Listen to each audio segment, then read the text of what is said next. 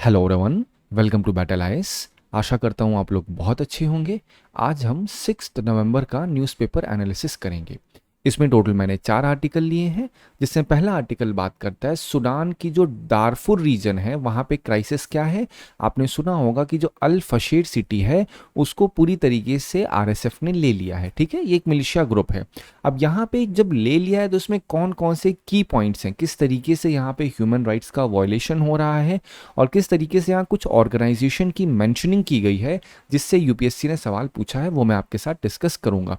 GS paper 2 IR के लिए काफ़ी ज़्यादा ज़रूरी है और ये जो इंटरनेशनल न्यूज़ में कुछ इंटरनेशनल ऑर्गेनाइजेशंस की मेंशनिंग होती है वो भी आपके लिए बहुत ज़्यादा ज़रूरी है। सेकेंड आर्टिकल बात करता है बेलम में समिट होने वाली है, दैट मीन्स COP30 होने वाला है ब्राज़ील में। तो वहाँ पे ये एक एडिटोरियल है जो ब्राज़ील के प्रेसिडेंट ने द हिंदू में आज दिया था, जिसका कॉप ऑफ ट्रुथ नाम दिया है उन्होंने। मतलब ये कॉन्फ्रेंस ऑफ पार्टीज कोई ऐसे ही हम केवल बैठक नहीं करेंगे बल्कि यहाँ पे एक्शन के ऊपर ध्यान देंगे।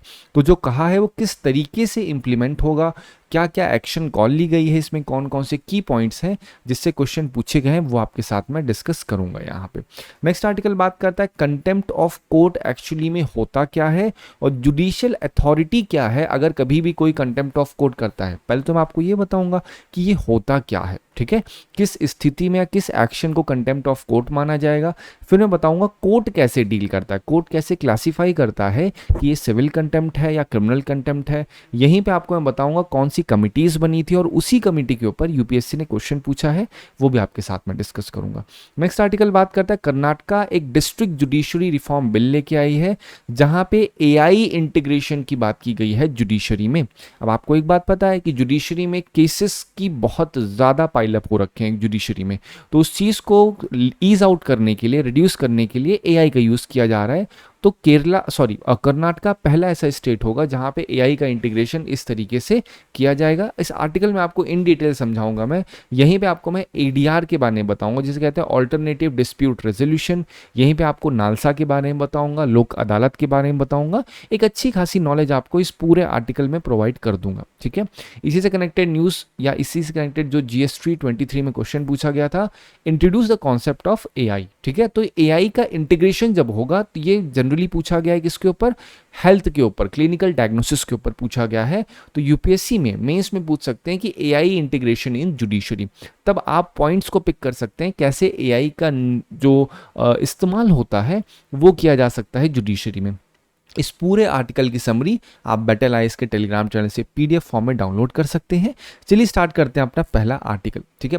पहला आर्टिकल काफ़ी डिस्टर्बिंग आर्टिकल है पहली चीज़ तो, लेकिन यहाँ पे कुछ पॉइंट्स है जैसे यहाँ पे थोड़ा सा ध्यान दोगे, आपको दिख नहीं रहा होगा ये पॉइंट क्या लिखा है, डॉक्टर्स विदाउट बॉर्डर। आप थोड़ा ध्यान दीजिएगा, लिखा हुआ है यहाँ पे, ठीक है। फिर यहाँ पे और ध्यान दोगे तो यहाँ पे एमनेस्टी इंटरनेशनल भी लिखा हुआ है यहीं पे। मैं आपको पॉइंट बताता हूँ हुआ क्या, पहले बैकग्राउंड बताता हूँ। 18 महीने हो चुके हैं आरएसएफ ने जो अल फशेर सिटी को लिया था, सीज किया था, ठीक है। तो अब यहाँ पे हुआ क्या है, आरएसएफ का जो यहाँ पे स्ट्रॉन्ग होल्ड हुआ है अल फशेर सिटी में, तो कुछ जो लोग थे यहाँ पे जब वो भाग के गए तो उन्होंने यहाँ की हाल बताई, और जो हाल बताई that was very very horrifying. तो यहाँ पे कुछ लोग कह रहे हैं, मतलब सर्वाइवर्स लाइक अमीरा, ये एक नेम है जो पूरी तरीके से हाइड किया गया है। उन्होंने अपनी स्टोरी बताई कि यहाँ पे पब्लिक गैंग रेप्स हो रहे हैं, असॉल्टिंग हो रही है फैमिलीज के सामने, गन पॉइंट्स पे वुमेन का रेप किया जा रहा है और उनको बहुत ज़्यादा प्रताड़ित किया जा रहा है। तो यहाँ पे straight away human right violation तो बहुत एक्सट्रीम लेवल पे किया जा रहा है आरएसएफ के द्वारा, ठीक है। अब ये चीज़ न्यूज़ में कैसे आ गई, क्योंकि ये लोग भाग के जो गए थे उन्होंने अपनी चीज़ें बताई हैं। तो यहाँ पे amnesty international and doctor without borders ने कन्फर्म किया है hundreds of cases sexual violence के, ठीक है। अभी तक आप लोग जनरली क्या करते हैं, डॉक्टर्स विदाउट बॉर्डर पढ़ ले रहे हैं, एमनेस्टी इंटरनेशनल पढ़ ले रहे हैं, but I have always told कभी भी एक इंटरनेशनल बॉडी को आप ऐसे स्टैटिक पोर्शन में पढ़ने के बजाय उसे न्यूज़ के साथ कनेक्ट कर दो। तो जैसे आप एमनेस्टी देखो तो एमनेस्टी क्या है, एप्लीकेशन बेस्ड काम कर रहा है ना यहाँ पे, मतलब उसने इस चीज़ को ऑथेंटिकेट किया है। यूएन ने रिपोर्ट किया एटलीस्ट 25 वुमेन का गैंग रेप और 300 women's were killed when RSF entered. ये अपने आप में कितनी बड़ी चीज़ है, when they entered Al Fasher university. तो इन शॉर्ट आर्टिकल की बात की जाए ये तो बात कर रहा है ट्रेजिडी के ऊपर, डिस्ट्रक्शन के ऊपर, ह्यूमन राइट वॉल्यूशन के ऊपर। बट अभी हम क्या कर सकते हैं, हमारे सामने यूपीएससी का पैटर्न देखा जाए तो यहाँ पे कुछ पॉइंट्स हैं। डॉक्टर विदाउट बॉर्डर, इन्हें मेडिसिन साइंस फ्रंटियरिस्ट भी कहते हैं, जैसे यहाँ पे लिखा हुआ है। अब ये फ्रांस 1971 में फाउंड की गई थी। इसे इंटरनेशनल ह्यूमैनिटेरियन मेडिकल ऑर्गेनाइजेशन कहते हैं, ठीक है। ये इसका क्या नाम है, डॉक्टर विदाउट बॉर्डर एक ऑर्गेनाइजेशन है। ये करती क्या है, ये इमरजेंसी मेडिकल एड देती है लोगों को जो कि कॉन्फ्लिक्ट, एपिडेमिक्स, डिजास्टर से ग्रसित हैं। ये 70+ कंट्रीज में एक्टिव है। प्रिंसिपल क्या है, न्यूट्रलिटी, इम्पार्शियलिटी और इंडिपेंडेंस। इसे 1999 का नोबेल पीस प्राइज भी मिला हुआ है, ठीक है। अब सूडान के कॉन्टेक्स्ट में क्या है, ये जो विक्टिम ऑफ वॉर है, सेक्सुअल वायलेंस के और डिस्प्लेसमेंट के, उनको ट्रीट करने की कहीं ना कहीं ये जिम्मेदारी उठा रखा है। इसी में वर्ड आता है एमनेस्टी इंटरनेशनल, 1961 में यूके में फाइंड की गई थी। अब ये क्या है, ये ग्लोबल ह्यूमन राइट ऑर्गेनाइजेशन है बेसिकली, जो इन्वेस्टिगेट करती है, कैंपेन करती है जहां पे ह्यूमन राइट के अब्यूजेस होते हैं, जैसे टॉर्चर, एग्जीक्यूशन, डिस्क्रिमिनेशन और आपका सेक्सुअल वायलेंस। तो ये काम है किसका, एमनेस्टी इंटरनेशनल का। वहीं पे डॉक्टर विदाउट बॉर्डर काम क्या है, ये ट्रीटमेंट करेंगे। सिचुएशन सेम रहेगी, मतलब यहाँ पे ये क्या करेंगे, कैंपेन करेंगे, इन्वेस्टिगेट करेंगे, और अगर प्रैक्टिकल लेवल पे काम किया, डॉक्टर विदाउट बॉर्डर क्या करेंगे, यहाँ पे ट्रीटमेंट करेंगे, ठीक है। 150+ कंट्रीज में प्रेजेंस है। फोकस रहता है जस्टिस, फ्रीडम और डिग्निटी के ऊपर। डॉक्यूमेंटेशन जैसे वॉर क्राइम के ऊपर किया तो एमनेस्टी इंटरनेशनल ने कहीं ना कहीं मदद की, तभी तो बात आ पाई कि आरएसएफ ने एक्चुअली में किया क्या है वहां पे। अब आपको यहाँ पे थोड़ा सा प्लेसेस इन न्यूज वाला कॉन्सेप्ट क्या पता होना चाहिए, आप थोड़ा ध्यान दोगे तो यहाँ पे कुछ चीजें लिखी गई हैं। पहले अगर आप पूरा एक बार आर्टिकल नहीं भी पढ़ रहे हो, लेकिन आपको मैं in short from geography perspective बताऊं तो ये जो अल फशीर सिटी है, ये न्यूज प्लेसेस इन न्यूज में आ सकती है, पहला पार्ट, ठीक है। दूसरी चीज क्या है, यहां पे पूछ सकते हैं कि भाई साहब आप बताइए, दारफुर रीजन के ऊपर क्वेश्चन ऑलरेडी पूछा गया है। यहां पे कैंप के ऊपर होगा, जमजम कैंप है, उस पर पूछा जा सकता है, रेफ्यूजी कैंप है बेसिकली, ठीक है। इससे यूपीएससी क्वेश्चन पूछ सकती है। साथ ही साथ यहाँ पे नोटिस करोगे सूडान की कैपिटल खार्तूम के ऊपर ऑलरेडी क्वेश्चन पूछा जा चुका है। मैंने जितने भी पॉइंट्स बोले बेटा, हर एक पॉइंट से यूपीएससी ने क्वेश्चन पूछा है, तो it becomes very much important for you also to at least revise all these places in news, ठीक है। अब हम बात करते हैं क्वेश्चन पे। यूपीएससी 2016 का क्वेश्चन देखिए, एज इट इज है, doctor without border often in news is क्या है। अब आप सोचिए, क्या ये वर्ल्ड हेल्थ ऑर्गेनाइजेशन है, नहीं। क्या ये इंटर गवर्नमेंट एजेंसी है ईयू की, नहीं। क्या स्पेशलाइज्ड एजेंसी है, नहीं। This is basically non governmental international organisation, यही तो है। तो second is the right one, तो ये आपका आराम से सही होगा। नहीं तो जनरली बच्चे सोचते हैं सर ये है क्या, समझ ही नहीं आ रहा। डॉक्टर है तो आपको लगेगा ये डॉक्टर है, कहीं ना कहीं WHO तो होगा ही संबंधित, बट जो बहुत ही ऑब्वियस लगता है यूपीएससी अक्सर उसको गलत करता है, ठीक है। चलो अब देखते हैं यूपीएससी 2015 का question, amnesty International is what. तो आप आसानी से बोल सकते हो भैया ये एक ग्लोबल ह्यूमन राइट मूवमेंट है। आप बाकी चीज़ें पढ़ लो कि क्या यूएन की एजेंसी है जो रेफ्यूजीज को हेल्प करती है, फिर क्या ये नॉन गवर्नमेंटल वॉलंटरी ऑर्गेनाइजेशन है वेरी पुअर के लिए, तो मतलब बेसिकली क्या है, ह्यूमन राइट मूवमेंट ही तो है ये, ठीक है। अब चलो आते हैं नेक्स्ट पे। ये बीपीएससी 2015 में भी सेम चीज उठी थी, जो कि आपका Amnesty International is an organisation which is associated with what, protection of human rights, ठीक है। चलिए अब बात करते हैं नेक्स्ट आर्टिकल पे। नेक्स्ट आर्टिकल देखिए क्या लिखा है, what constitute as contempt of court in India, ठीक है। कहीं ना कहीं बात हो रही है क्या क्या कंटेम्प्ट ऑफ कोर्ट होगा। अपने आप में सुनने में लग रहा है कि भैया कोर्ट कब बोलेगा कि आपने गुनाह किया है बेसिकली, ठीक है। मतलब कोर्ट के खिलाफ आप ऐसी चीज क्या करोगे जब कोर्ट कहेगा कि आपने हमारा कहा नहीं माना है, मतलब कंटेम्प्ट हुआ है, कोर्ट ने जैसा कहा वो चीज नहीं हुई है, तो कौन कौन सी कंसिडरेशन होती हैं। तो रिसेंटली आपने देखा होगा कि भैया चीफ जस्टिस के खिलाफ डेरिगेटरी रिमार्क आया था, जहां पे वकील ने क्या किया था, चीफ जस्टिस ऑफ इंडिया के सामने ही जूते का जो रिमार्क आया था कि फेंका गया था, या जो कुछ भी इंसिडेंट हुआ था, तो ये कहीं ना कहीं डिबेट को रीइग्नाइट करता है कि भैया कंटेम्प्ट ऑफ कोर्ट है क्या, क्या यहाँ पे कंटेम्प्ट ऑफ कोर्ट लगाना चाहिए, इनके ऊपर नहीं लगाना चाहिए। बट कहीं ना कहीं कंटेम्प्ट ऑफ कोर्ट न्यूज में चल रहा है। अगर मैं कॉन्स्टिट्यूशनल बेसिस की बात करूं तो आप आर्टिकल 19 का क्लॉज 2 पढ़ोगे तो वहां पे ये चीज पर्टिकुलरली लिखी हुई है कि भाई साहब रीजनेबल रेस्ट्रिक्शन लगाया जा सकता है फ्री स्पीच के ऊपर, अगर कभी भी आप अपने शब्दों का, अपनी आप बोलते हैं ना अपने सेंटेंसेस का इस्तेमाल कर रहे हो कोर्ट का कंटेम्प्ट करने के लिए, कंटेम्प्ट ऑफ कोर्ट करने के लिए। आर्टिकल 129 टू 115 भी इसी सेम चीज करता है। सुप्रीम कोर्ट के पास क्या है, पावर है, और हाई कोर्ट के पास पावर है कि वो पनिश कर सकते हैं अगर कंटेम्प्ट ऑफ कोर्ट होता है उनका, मतलब ये अथॉरिटी कॉन्स्टिट्यूशन ने दी नहीं है। तो आप इसको ध्यान रखिए, constitution gives authority to punish people who does और हु डू आपका क्या, कंटेम्प्ट ऑफ कोर्ट, ठीक है, ये चीज आपको पता होनी चाहिए। अब कंटेम्प्ट ऑफ कोर्ट एक्ट 1971 में लाया गया था, मतलब ये एक्ट है जिसमें पर्टिकुलरली ये चीज मेंशन की गई है कि भैया क्या फ्रेमवर्क होगा जिसमें पर्टिकुलर चीज को कंटेम्प्ट ऑफ कोर्ट में जाना डाला जाएगा। तो ये जो 71 का एक्ट आया है, ये आया है सान्याल कमेटी के द्वारा। यहाँ मैंने मेंशन भी कर दिया, एच.एन. सान्याल ने अपनी पूरी रिपोर्ट पेश की जहां पे कंटेम्प्ट ऑफ कोर्ट एक्ट 1971 आता है, ऑलरेडी यहाँ पे मेंशन कर दिया गया है। तो दो टाइप होते हैं, एक सिविल कंटेम्प्ट होता है, एक क्रिमिनल कंटेम्प्ट होता है। ये मेंशनिंग कहाँ पे है, क्या कॉन्स्टिट्यूशन डिफाइन करता है कि कंटेम्प्ट ऑफ कोर्ट क्या है? Answer is absolutely not. ये क्या करता है, contempt of court act 1971 decide करता है, बताता है क्या कंटेम्प्ट ऑफ कोर्ट है। तो सिविल कंटेम्प्ट तब होगा जब किसी भी कोर्ट का ऑर्डर कोई नहीं मानेगा, विलफुल डिसोबीडियंस होगा जब भी कोर्ट कोई ऑर्डर पास करता है, तो ये क्या होगा, सिविल होगा। क्रिमिनल कंटेम्प्ट क्या है, यहाँ पे कभी भी जो कोर्ट है उसकी अथॉरिटी को स्कैंडलाइज किया जाए, उसकी अथॉरिटी को लोअर किया जाए, तो वो चीज़ क्या है, क्रिमिनल कंटेम्प्ट में आती है। जुडिशियल प्रोसीडिंग चल रही है, उसमें आगे कोई इंटरवीन कर रहा है, डिस्ट्रप्शन पैदा कर रहा है, तब वो क्या होगा, वो आपका क्रिमिनल कंटेम्प्ट होगा। एडमिनिस्ट्रेशन ऑफ जस्टिस को कोई ऑब्स्ट्रक्ट कर रहा है, रोक रहा है, ठीक है, प्रॉपर जस्टिस देने में वो क्या रुकावट पैदा कर रहा है, वो क्या होगा, वो भी आपका क्रिमिनल कंटेम्प्ट होगा, ठीक है। तो ये बेसिकली आपको मैंने ओवरऑल समझा दिया क्या होते हैं टाइप और क्या होता है आपका सिविल और क्रिमिनल कंटेम्प्ट का, दोनों एक अच्छा खासा नॉलेज आपको हो चुकी है, ठीक है।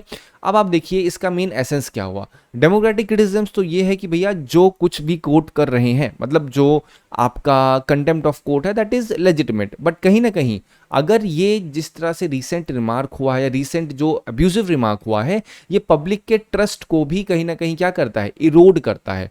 क्योंकि ये चीज अब सीजीआई ने डायरेक्टली बोल दिया कि भैया मैं नहीं चाहता इनके ऊपर कंटेम्प्ट ऑफ कोर्ट लगाया जाए, उन्होंने इग्नोर कर दिया क्योंकि पर्सनल लेवल पे था। लेकिन अब अगर ब्रॉडर लेवल पे देखा जाए तो पब्लिक का इस पे कहीं ना कहीं डाउट नहीं बोलेंगे बट ट्रस्ट बोलते हैं ना, क्या होगा, इरोड होने के चांसेस हो सकते हैं। तो इस वजह से अगर जुडिशियल अथॉरिटी प्रोटेक्ट करनी है तो कहीं ना कहीं कॉन्स्टिट्यूशनल मोरालिटी भी रखना पड़ेगा डेमोक्रेसी के साथ साथ, और साथ ही साथ कंटेम्प्ट ऑफ कोर्ट भी अगर कहीं लेजिट है तो उसको भी लगाना होगा, ठीक है। तो अब ये क्या चीज हो गई, डेमोक्रेसी तो बोलती है भैया आप कर सकते हो क्रिटिसिज्म कोर्ट का, बेसिकली कहती है, लेकिन आपका अगर आप क्रिटिसिज्म कर सकते हो दैट डज नॉट मीन कि आप अब्यूज कर सकते हो, दैट डज नॉट मीन कि आप डिस्ट्रप्शन कर सकते हो, दैट डज नॉट मीन कि आप जूता उठा के मार सकते हो और फिर वो चीज और बाकी जो पूरा का पूरा बोलते हैं ना जुडिशरी के बाकी जितने ही मेंबर्स हैं उस चीज़ को कुछ, कभी ये न्यूज़ में भी उठा था कि कुछ इलाहाबाद हाई कोर्ट के, मतलब I don't have exact idea about this thing, जहाँ पे इस चीज़ को मतलब ये जो जुडिशियल लेवल पे जितने लोग हैं, इंस्टीट्यूशंस हैं या कुछ जो वकील हैं, वो इस चीज़ को काफ़ी सेलिब्रेटरी तरीके से ले रहे हैं। देर लाइक हाँ हमें ज़रूरत है और ऐसे इंसिडेंट्स की। तो ये चीज़ दिखाती है कि भैया अभी इंटेलेक्चुअल एस्पेक्ट लोगों का कहाँ चल रहा है। दिस इज नॉट समथिंग, क्योंकि जुडिशरी में supreme court is the highest authority. CGI के सामने अगर ऐसा कुछ इंसिडेंट होता है तो वो चीज़ कहीं ना कहीं पूरी तरीके से इनटॉलरेबल होनी चाहिए, ठीक है, क्योंकि वो एक लेसन, एक तरीके से लैंडमार्क सेट करेगा, आगे आने वाले वैसे इंसिडेंट्स कभी ना हो, ठीक है। चलो अब यहीं पे बात करते हैं यूपीएससी 2022 में क्वेश्चन क्या उठा है। एज इट इज क्वेश्चन पूछा गया है, which of the following statement given above is correct. H.N.. Sanyal committee में क्या हुआ, पास होता है, बिल्कुल सही। कॉन्स्टिट्यूशन एम्पावर करता है सुप्रीम कोर्ट हाई कोर्ट को कंटेम्प्ट कर दें, बिल्कुल सही।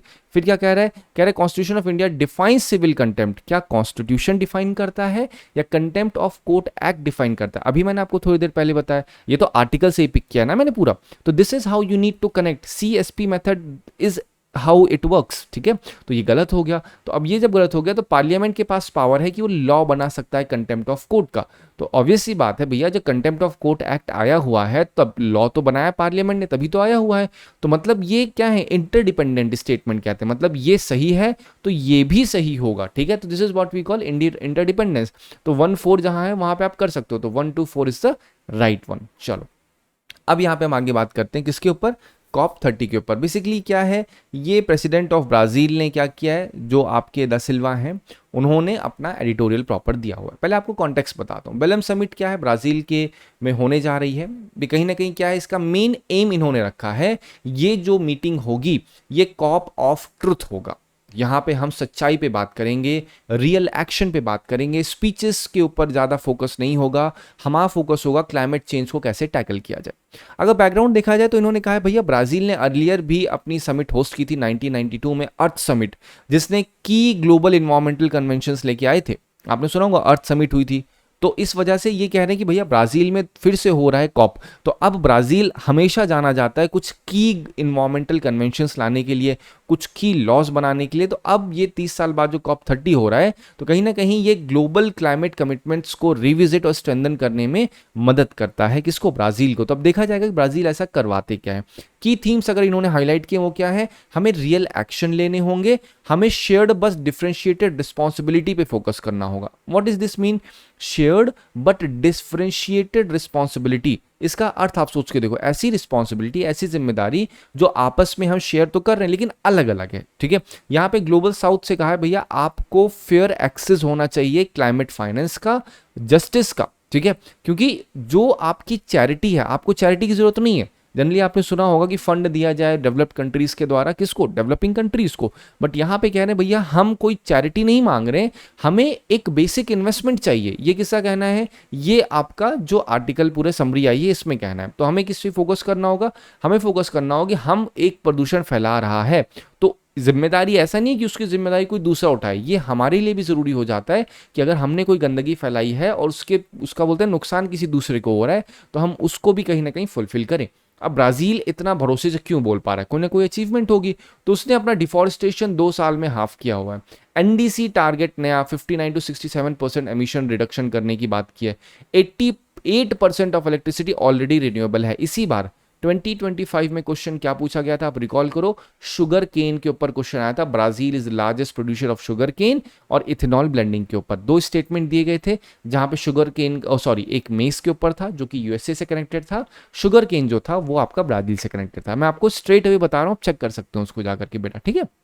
चलो, अब एनडीसी क्या होता है, एनडीसी मतलब नेशनली डिटरमाइंड कंट्रीब्यूशन। मतलब जो देश होता है, अगर एक कंट्री कहता है भैया हम अपना एनडीसी इतना कर रहे हैं, दैट मीन्स कि एक देश कितना प्रदूषण कम करने में मदद करेगा, ठीक है। आसान सी भाषा में कहा जाए, हम बेसिकली मैं कह रहा हूं ये मेरा एनडीसी, अगर इंडिया कह रहा है मेरा एनडीसी ये है, दैट मीन्स कि इंडिया इतने अमाउंट में काम करेगा जिससे उसका इतने पर्टिकुलर बोलते हैं ना वेटेज में पोल्यूशन और क्लाइमेट चेंज जो हो रहा है उसको टैकल करने में कहीं ना कहीं मदद मिलेगी। मतलब नेशनली डिटरमाइंड कंट्रीब्यूशन, हम कितना कंट्रीब्यूट करेंगे पोल्यूशन को रिड्यूस करने में जिससे क्लाइमेट चेंज भी आपका रोका जा सके, ठीक है।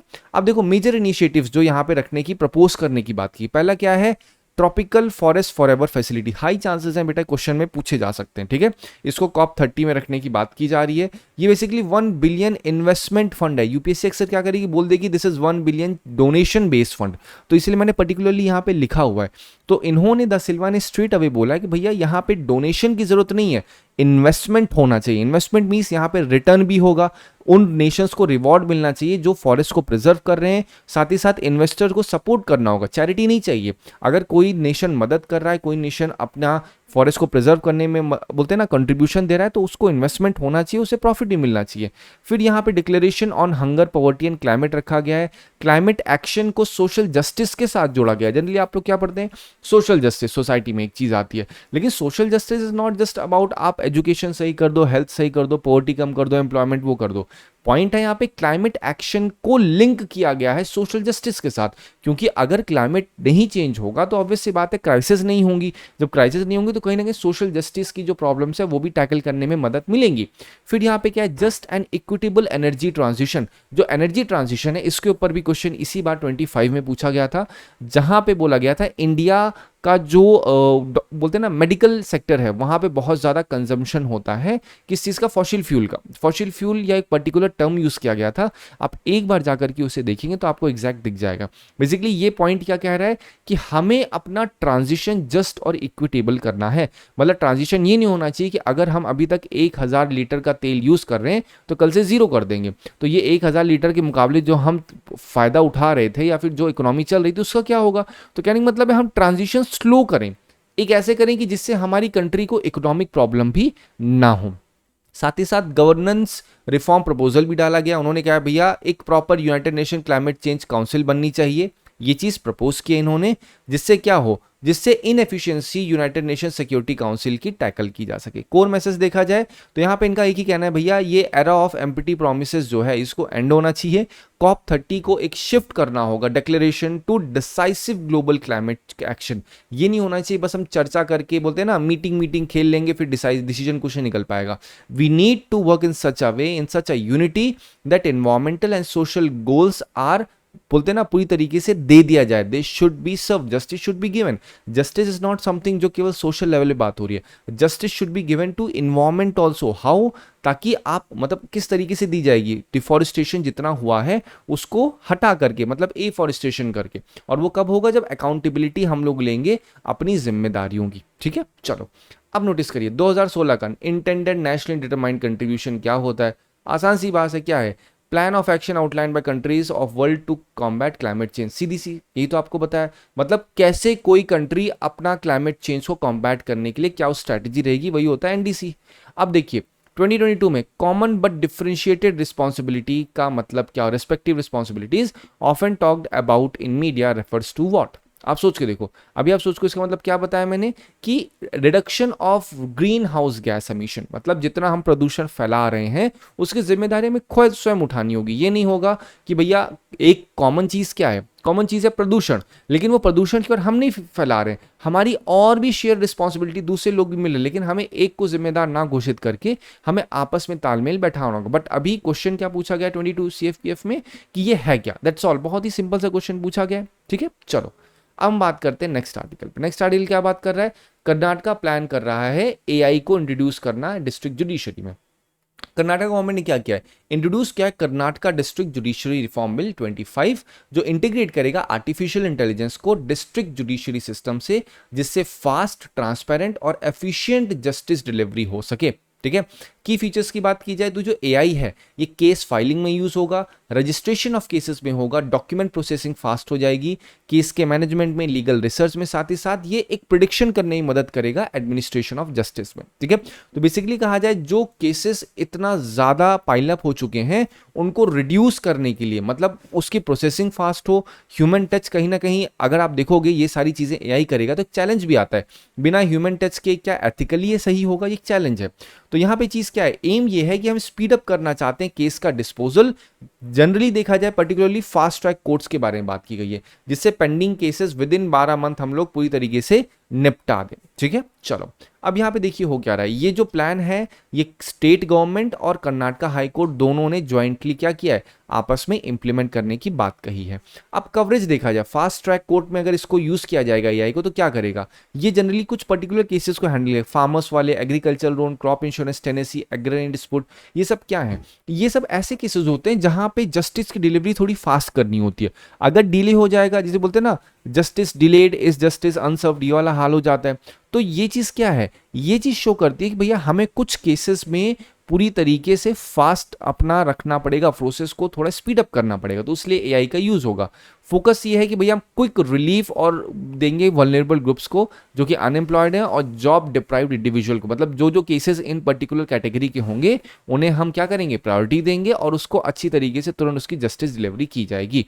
लेकिन पॉइंट आता है यहाँ पे क्या सेफगार्ड्स और एथिक्स है, AI प्रिडिक्ट नहीं कर सकता, AI काउंट नहीं कर पाएगा कि भैया क्या एविडेंस है, अभी तक ये चीज उसमें नहीं कर पाई गई है। स्ट्रिक्ट डेटा प्रोटेक्शन कहीं ना कहीं जरूरत है इस चीज की। ठीक है, क्योंकि ऑल्दो हाई कोर्ट तो सेट ही करेगा प्राइवेसी कॉन्फिडेंशियलिटी के स्टैंडर्ड्स, लेकिन फिर भी ये एक चैलेंज भी बन सकता है, व्हाट इफ अगर ये उतने अच्छे से नहीं यूज हो पाए। तो मैंने आपको प्रॉपर समझा दिया कि भैया AI का जुडिशरी में कैसे यूज किया जा सकता है, जहां पे मैंने समझाया कि क्या तरीका होगा। ये तो पहला एस्पेक्ट हो गया।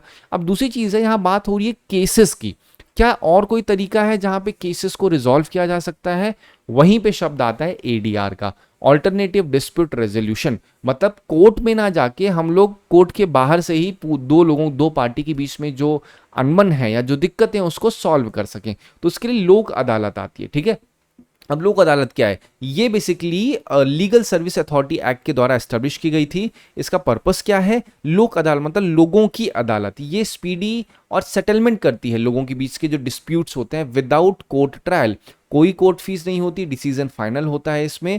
अब यहाँ पे पॉइंट क्या है, यहाँ पे अगर लोक अदालत ने कुछ भी बोला है तो ये नहीं कि आप जाके कोई अपील कर दोगे किसी कोर्ट में, आप अपील बिल्कुल नहीं कर सकते अगर लोक अदालत ने कुछ भी चीज़ कही है, कोई भी जजमेंट पास किया है। क्यों नहीं कर सकते? क्योंकि वो पूरी तरीके से इनफॉर्मल वर्क है। फॉर्मल वर्क करना है तो आपको कंप्लीट फ्रेश पिटिशन डालनी पड़ेगी, केस बनाना पड़ेगा, वो सीक्वेंस में होगा, क्योंकि ये थोड़ा सा कोर्ट कचहरी से हट के लोक अदालत बनी है। यहीं पे नालसा आता है, नेशनल लीगल सर्विस अथॉरिटी। ये भी कब बना था? लीगल सर्विस अथॉरिटी एक्ट के द्वारा बनाया गया था। इसका पर्पस क्या है? बेसिकली स्टैच्यूटरी बॉडी है जिसका मेन काम क्या है? फ्री लीगल एड देना। मतलब ये लीगल एडवाइस देगी वीकर सेक्शन को। पर्टिकुलरली देखा जाए तो कौन वीकर सेक्शन? ऐसे लोग जो कि बूढ़े हैं, उनकी इनकम कम है, ऐसे लोग जिनकी तनख्वाह 1 लाख से कम है, या फिर पर्टिकुलर ट्रांसजेंडर जो है उनकी 2 लाख से तनख्वाह कम है। मतलब ये सब क्या है? ये सब क्राइटेरियाज डाली गई जो लोग आके बोलते फ्री लीगल एड ले सकते हैं। तो इसी में कहा गया हम लोक अदालत करेंगे, लीगल अवेयरनेस प्रोग्राम्स को भी लॉन्च करेंगे। ये नेशनल लेवल पे किसके द्वारा हेड किया जाता है? चीफ जस्टिस ऑफ इंडिया के द्वारा। तो मैंने आपको एक एडिशनल सप्लीमेंट्री इंफॉर्मेशन प्रोवाइड की। 2013 क्वेश्चन आप बहुत आराम से खुद से कर सकते हैं। नालसा के ऊपर क्वेश्चन पूछा गया है। क्या कह रहे हैं? Its objective is to provide free and comprehensive legal services. ठीक है, अब देखो, it issues guidelines for state legal service authority to implement legal programs and scheme throughout the country. क्या ये सही है? Absolutely this is right. तो both is right one. फिर देखिए 2020 में क्या पूछेगा? In India legal service authority, क्या ये सही है? यस, 1 लाख से कम। क्या ये सेकंड सही है? ये भी सही है। फिर क्या कह रहे हैं भैया? Member of OBC with an annual income of 3 lakh. नहीं, ऑल सीनियर सिटीजन। अरे भैया, इसमें तो बहुत सारे गवर्नमेंट सर्वेंट भी हो सकते हैं ना। यहां लिखे होते ऑल सीनियर सिटीजन जिनकी इनकम 1 लाख से कम है, तो वो चीज कहीं ना कहीं सही हो जाती, बट ये गलत है। तो 1 and 2 is the right one. ठीक है, 2009 क्वेश्चन देखिए लोक अदालत के ऊपर। अब क्या कह रहे हैं? जो अवार्ड लोक अदालत के दिया जाता है उसकी अपील कहीं नहीं होती। क्या ये सही है? Yes, absolutely. सोच के देखो ना, an award made by Lok Adalat is deemed to be a decree of civil code and no appeal lies against it before any court. Absolutely, यही तो मैंने कहा था आपसे। फिर क्या है? Matrimonial family disputes are not covered under Lok Adalat. हमेशा कभी भी कोई क्वेश्चन आप सॉल्व कर रहे हो तो उसको पूछिए why not, is there anything specific जिसकी वजह से ये मैट्रिमोनियल फैमिली डिस्प्यूट्स को नहीं कवर करेगा लोक अदालत? नहीं, तो one only is the right one. फिर 2010 का क्वेश्चन देखिए लोक अदालत के ऊपर, खुद से करिएगा। ठीक है, ये चीज बहुत ही आसान सा क्वेश्चन है, आप एक बार देखोगे तो आपको आसानी समझ में आ जाएगा। यहाँ बेसिकली एक सही एक भी नहीं है, आप थोड़ा ध्यान से देखोगे तो समझ में आएगा। कह रहे हैं Lok Adalat have jurisdiction to settle matter at pre litigative stage and not those matter pending before any court. क्या ऐसा है? मतलब एक बार कोर्ट में कोई चला गया फिर बोलता है नहीं भैया हम कोर्ट अदालत में ही, मतलब लोक अदालत में ही इस चीज का बोलते हैं ना प्रॉपर सेटल डाउन कर लेंगे। क्या नहीं हो सकता? बिल्कुल हो सकता है। तो करेक्ट नहीं है। लोक अदालत सिविल मैटर में कर सकती, क्रिमिनल में नहीं कर सकती। क्या ऐसा भी नहीं है? एवरी लोक अदालत कंसिस्ट ऑफ ईदर सर्विंग और रिटायर्ड जुडिशरी ओनली और judicial officer only and not any other person. क्या ऐसा है कि लोक अदालत में भैया कोई सिर्फ और सिर्फ सर्विंग या फिर रिटायर्ड जुडिशियल ऑफिसर होगा, बाकी कोई नहीं हो सकता? नहीं, ऐसा भी नहीं है। तो none of the statement given above is correct. I hope आपको इस आर्टिकल से मदद मिली होगी। Thank you so much for watching this video.